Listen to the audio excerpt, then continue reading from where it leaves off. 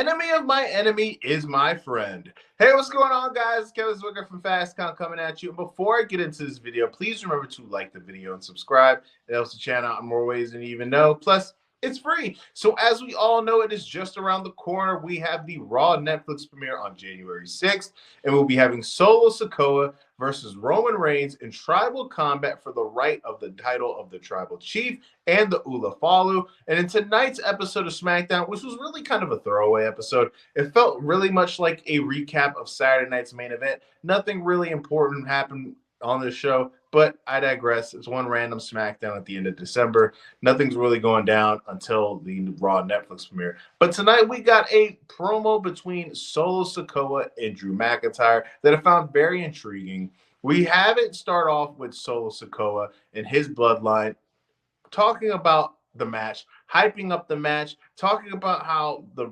promo that Paul Heyman and Roman Reigns cut and that cinematic style vignette that they did where Roman Reigns was on the pier, talking about how after this match, we're going to have Roman Reigns on his little boat, send him to the island of irrelevancy, basically breaking down and proclaiming himself as the tribal chief. And there's nothing Roman Reigns is going to do about it because after January 6th, once he kicks his ass on the Netflix premiere, he will be, no doubt, the tribal chief. And in the middle of this promo, and just might I add on the side, Solo Sikoa has really improved when it comes to his promo.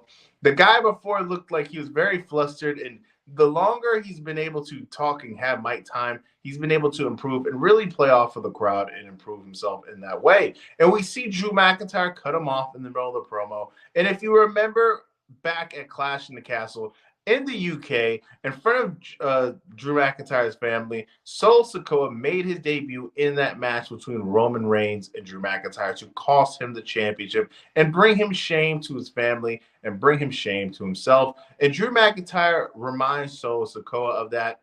And he brings up the fact that he's having a really hard time being in the ring with Solo and not putting his hands on him. Solo bigs up Drew for putting the hands on Jay and Jimmy and Sami Zayn.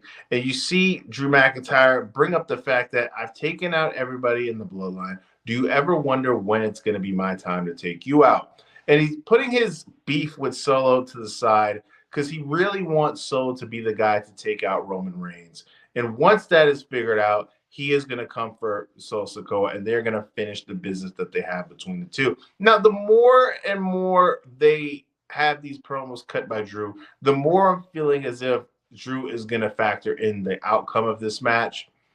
These two guys, Roman Reigns and Solo, they both mentioned the fact that they're going to leave their bloodlines to the side, and it's going to just be those two guys one-on-one. But Drew could really be the wild card in this match. My theory all along, heading into this match, was we were going to have really Solo Sikoa be exiled from his own bloodline after Roman Reigns defeats him and have to voluntarily hand him the Ulu Falu. But a lot of things have changed. We've introduced CM Punk somewhat into the storyline with that favor that Paul Heyman owes him. So that's also a wild card. Like I mentioned before, Drew is a wild card. If you had to put a gun to my head now, with all these things kind of changing on the fly, I'm starting to feel more and more like we're going to get Solo Sikoa winning this match because I don't know if you guys seen earlier today, there's rumors circulating that we could be heading to the direction of Roman Reigns versus CM Punk at WrestleMania. And I originally thought we were going to get Jacob and Roman Reigns. Now, as we all know, The Rock is a wild card in this. Anytime that he says, hey, it's go time, I'm ready to go, the card can change dramatically. But at this moment, I'm just going to go with the thought process. The Rock isn't coming. He's not going to be at WrestleMania. And these are the players that we're going to have involved. I'm going to go with Solo Sikoa. Sounds crazy, right? Because the obvious choice in my mind is Roman Reigns. But the more and more things become more obvious, the more I kind of want to pick the thing that's going to be different because I feel like for some reason, this isn't a Vince Russo swerve to swerve.